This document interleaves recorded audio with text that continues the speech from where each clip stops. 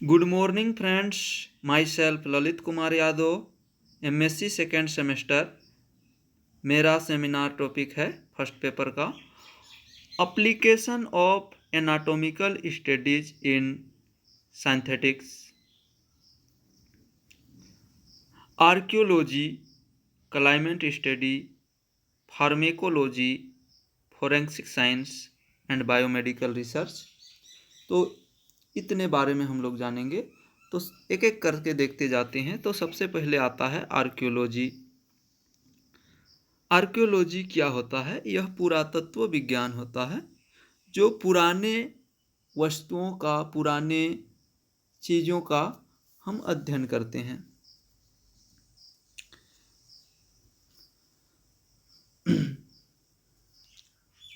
इसमें पुराने टेम्पल का, पुराने लौह तत्वों का, पुराने खनिज संपदाओं का इसमें अध्ययन किया जाता है आर्कियोलॉजिस्ट के द्वारा।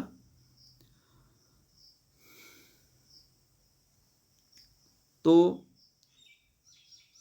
इसका प्रमुख शाखा है वनस्पति शास्त्र, जंतु विज्ञान, समाजशास्त्र, इतिहास का अध्ययन और नृविज्ञान और भूविज्ञान आदि। तो 19वीं शताब्दी में यूरोप में पुरातन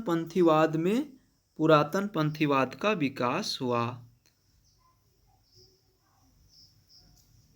तब दुनिया में प्रचलित हुआ। डेफिनेशन देखेंगे कि जिस युक्ति से धरती में दबे इतिहास के पन्नों को उजागर किया जाता है उसे पुरातत्व कहते हैं।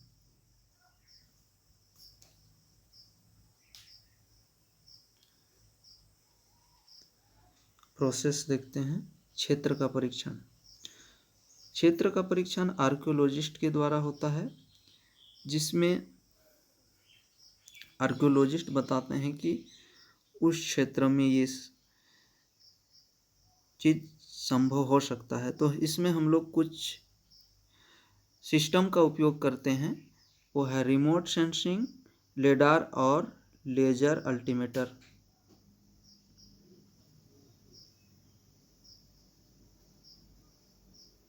उसके बाद उत्खनन या खुदाई। पृथ्वी पर दबे करोड़ों साल या वहीं से उत्पन्न हुए पदार्थों को हम परीक्षण करके उत्खनन करते हैं तथा कुछ उसमें तत्व प्राप्त होते हैं। जो तीसरा है प्राप्त अवशेष का सफाई। जो भी हमें अवशेष प्राप्त होता है उसका हम लोग साफ सफाई करते हैं उसमें, ताकि भूमि में दबे पड़े उसमें कई सारे खनिज तत्वों का समूहन हुआ रहता है, जिससे वह उसका कलर लेस हुए रहता है, जंग लगे रहता है। तो उसकी हम लोग साफ सफाई करते हैं। फिर आता है विश्लेषण। तो जो प्राप्त अवशेष है उसका हम विश्लेषण करते हैं, एनालिसिस करते हैं कि जो ये प्राप्त हुआ है सही में वो कितने मात्रा में पदार्थ सत्य है। उसके बाद अवशेष प्राप्त होने के बाद विश्लेषण करते हैं और विश्लेषण के बाद उसका संरक्षण किया जाता है। जो प्राप्त अवशेष है, खनिज पदार्थ हैं, उसका हम लोग संरक्षण करते हैं, रख रखाव करते हैं।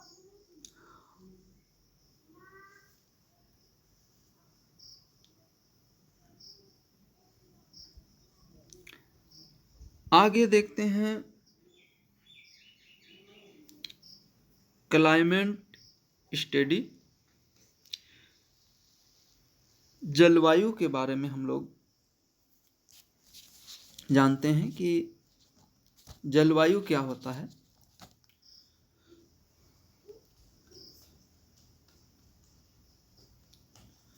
तो किसी विशाल भौगोलिक क्षेत्र में लंबी समाई के मौसमी हाल को हम जलवायु कहते हैं।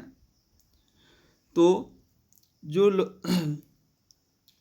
लंबी समय से जो मौसम की जो हाल दृष्टि समष्टि वही की वही रहती है, उसको जलवायु कहते हैं।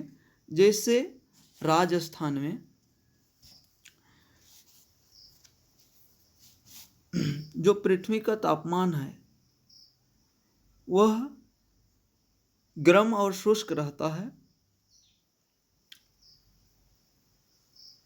और जम्मू कश्मीर में जो मौसम है वो हमेशा ठंडा रहता है, बर्फ से जमा हुआ रहता है। इस ऐसे मौसम को हम जलवायु कहते हैं। डेफिनेशन देखेंगे। किसी भी विशाल क्षेत्र में लंबी समयावधि में उस क्षेत्र के मौसमी अवस्थाओं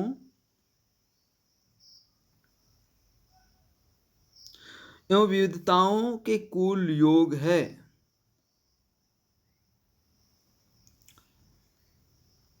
उसके बाद देखेंगे जलवायु परिवर्तन क्या है।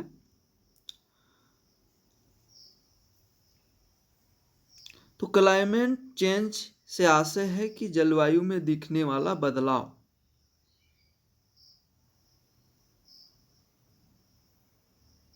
जलवायु परिवर्तन के कारण प्राकृतिक कारण है। ज्वालामुखी और महासागरीय धाराएं कहीं कहीं पे कई वर्षों के बाद ज्वालामुखी आता है। और मान्य कारण है ग्रीन हाउस प्रभाव। मानव के अवांछनीय परिवर्तन के कारण हमारे प्रकृति को कभी डैमेज करता है। ग्रीन हाउस से में ओजोन परत का ह्रास हो जाता है, CFC गैस बढ़ जाती है, जिससे पृथ्वी का तापमान बढ़ रहा है। कृषि पर भी बहुत ही प्रभाव पड़ता है। कृषि सही मायने में बोलें तो कृषि कभी कम टेम्परेचर में हानि होता है या अधिक टेम्परेचर में हानि होता है। उपज सही तरीके से नहीं हो पाता है।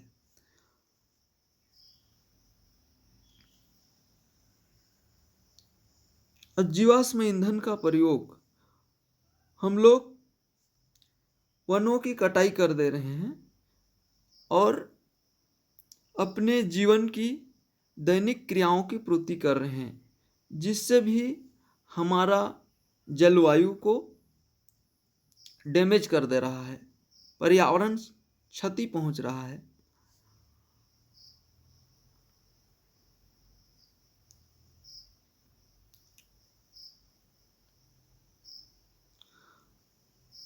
आगे देखते हैं शहरीकरण और औद्योगिकरण। वनों की कटाई से और अन्य कारण से हमारे मानव के आवास के लिए, पूर्ति के लिए हम वनों को काट रहे हैं और गांव बसा रहे हैं, गांव से शहर बस रहा है, और अपनी आवश्यकताओं की पूर्ति, भोजन के लिए हम अपनी रोजगार के लिए औद्योगिकरण कर रहे हैं।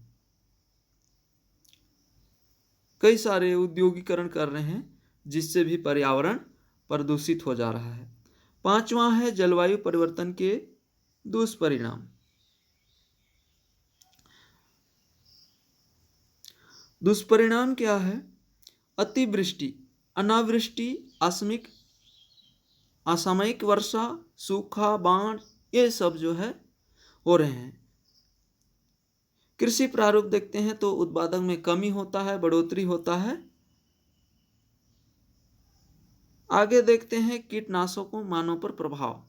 हम लोग अपनी कृषि में, अपनी फसलों की लाभ के लिए कई सारे कीटनाशकों का प्रयोग कर रहे हैं, जिसमें कि हमारे फसल में कभी बढ़ोतरी होती है, कभी कमी आती है।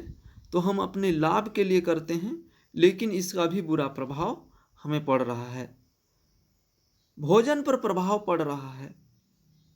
इस शुद्ध भोजन हमें नहीं मिल पा रहा है, जिससे हमारे बॉडी जो है डैमेज होते चले जा रहे हैं। आगे का टॉपिक है हम लोग का फार्माकोलॉजी। तो फार्माकोलॉजी क्या है उसके बारे में हम लोग जानेंगे।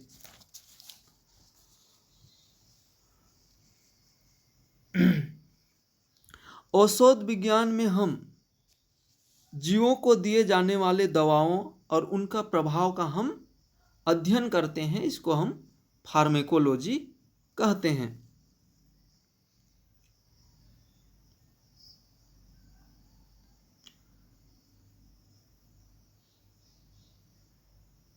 डेफिनेशन देखेंगे कि दवाओं का शरीर में पड़ने वाले प्रभावों का अध्ययन को फार्माकोलॉजी कहते हैं हम। इस फार्माकोलॉजी का मुख्य क्षेत्र है फार्माकोडायनेमिक्स। पहला, इसमें यह बात का अध्ययन करते हैं कि कोई दवा कोई जीव प्रभावित कर सके।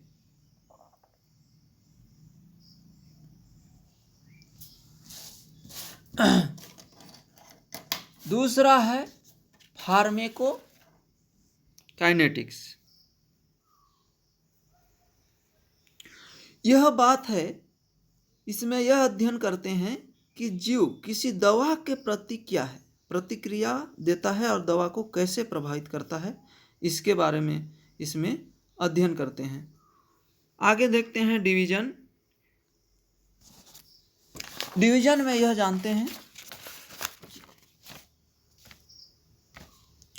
फार्माकोलॉजी शरीर को शामिल करने वाले विशिष्ट प्रणालियों का ध्यान केंद्रित कर सकती है।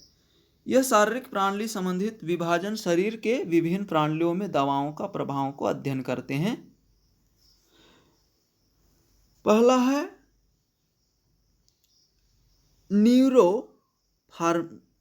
फार्माकोलॉजी। न्यूरोफार्माकोलॉजी, इसमें केंद्र परिधियों की तंत्रिका प्रणाली का दवाओं का अध्ययन किया जाता है। उसके बाद में आता है साइकोफार्माकोलॉजी। इसमें मानस, मन और व्यवहार पर दवाओं का प्रभावों का हम अध्ययन करते हैं साइको में।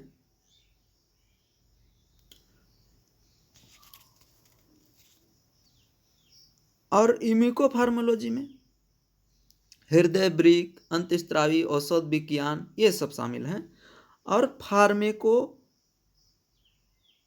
माइक्रोमिक्स, इसमें हम लोग दवाओं के फैलाव, विषाक्तता के प्रभाव को अध्ययन करते हैं। आगे आता है फोरेंसिक साइंस। तो फोरेंसिक साइंस क्या है, इसको हम लोग जानेंगे।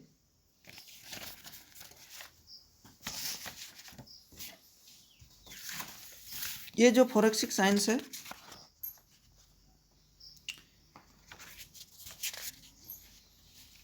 ये फोरेंसिक साइंस में जिसमें हम क्या करते हैं, अपराध विज्ञान का अध्ययन करते हैं।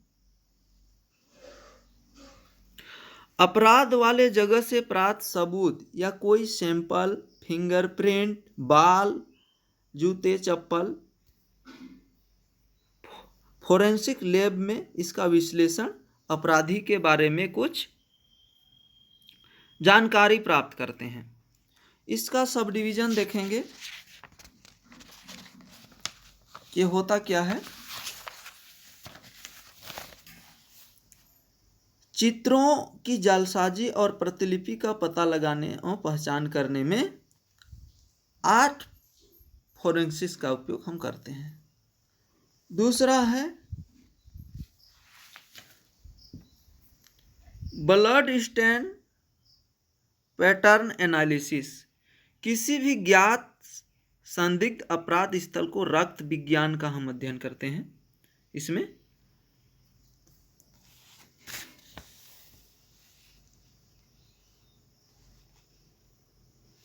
और आता है सिर्मेनेलिस्टिक्स, इस जैविक साक्ष्य इम्प्रेशन साक्ष्य को हम लोग जानकारी प्राप्त करते हैं, जैसे अंगुलियों के निशान, जूते का छाप, टायर, पटरियों, ये सब। डिजिटल फोरेंसिक्स,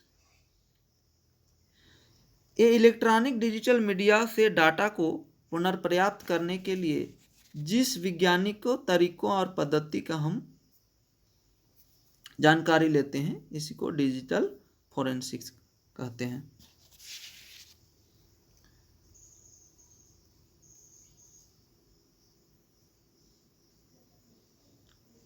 उसके बाद आता है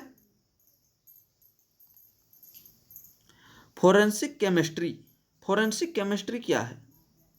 अवैध दवा का पता लगाने और पहचान का अध्ययन करने में हम लोग फोरेंसिक केमिस्ट्री का यूज करते हैं। फोरेंसिक डीएनए एनालिसिस क्या है? फोरेंसिक डीएनए एनालिसिस क्या है? डीएनए का एनालिसिस किया जाता है, जैसे मातृ पितृ परीक्षण अपराध स्थल में अपराधी को पकड़ने के लिए किया जाता है, जैसे बलात्कार। आगे आता है फोरेंसिक्स जियोफिजिक्स। फोरेंसिक जियोफिजिक्स में भूमि या पानी के नीचे छिपी वस्तुओं का पता लगाने के लिए रडार जैसे उपकरण का उपयोग हम करते हैं।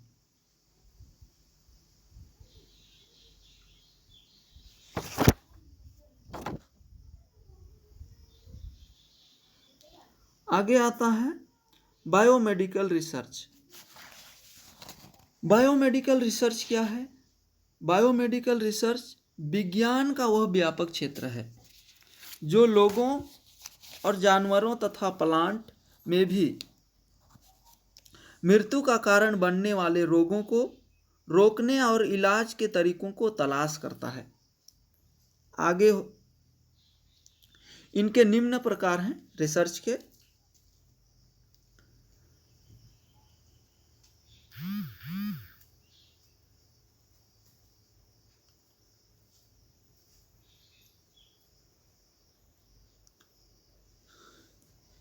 पहला है प्रति क्लिनिक रिसर्च।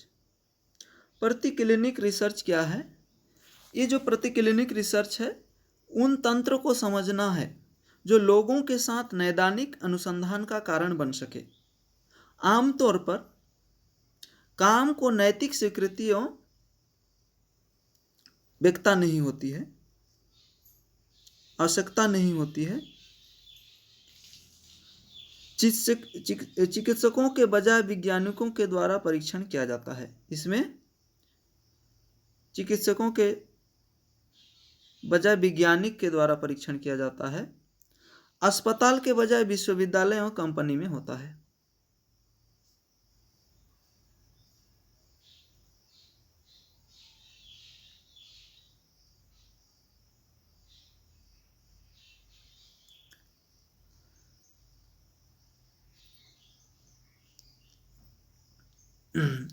आगे है नैदानिक अनुसंधान।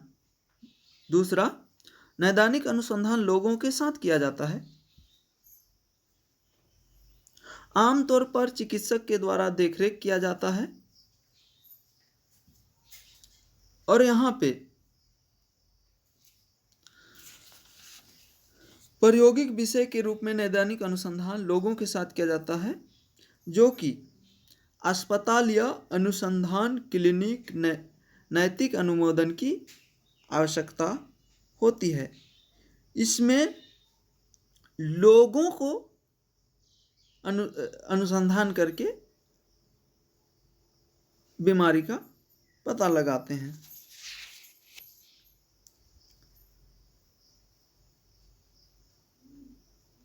आगे देखेंगे अनुसंधान में लाभ क्या है।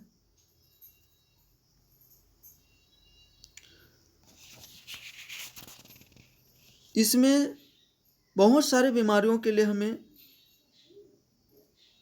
इलाज के लिए लाभ प्राप्त हुआ है।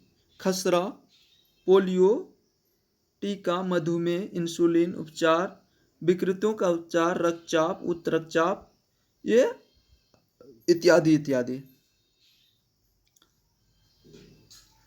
आगे देखेंगे जैव रसायन।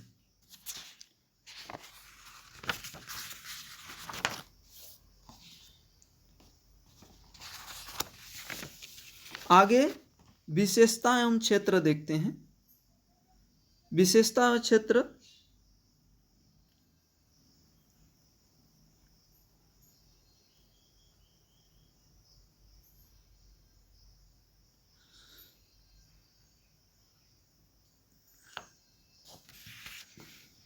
तो विशेषता और क्षेत्र में बायोमेडिकल वैज्ञानिक विशेषता कई क्षेत्रों में ध्यान केंद्रित कर सकते हैं।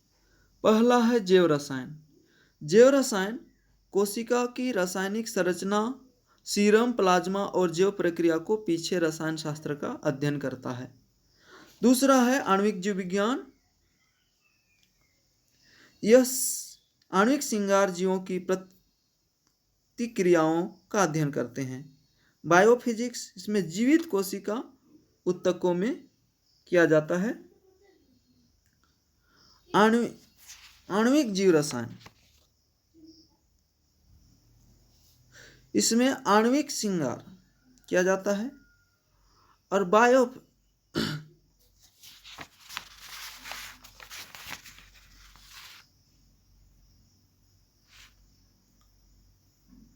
आगे है महामारी विज्ञान।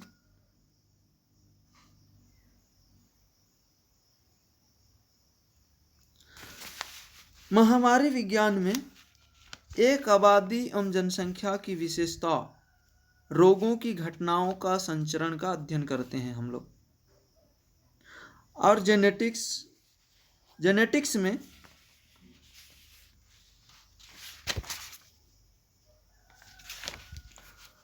उनके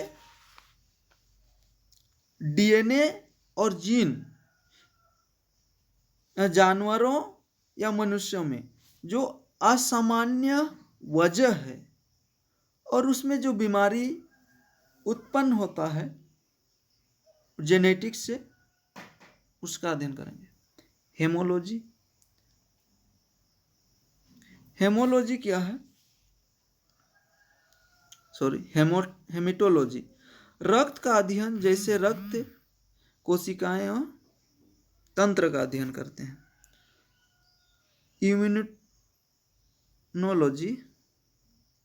इम्यूनोलॉजी में प्रतिरक्षा प्रणाली का अध्ययन करते हैं। ऑन्कोलॉजी में कैंसर के कारणों और विशेषताओं को अध्ययन करते हैं। और औषध विज्ञान आगे आता है। ये जैविक प्रणालियों पर दवाओं प्रभावों का अध्ययन करते हैं। उम्र, मनुष्य का या अन्य जीव का बॉडी एक्टिविटी के अनुसार उसका उम्र का हम लोग पता लगाते हैं। नेत्र की बीमारी का पता लगाते हैं।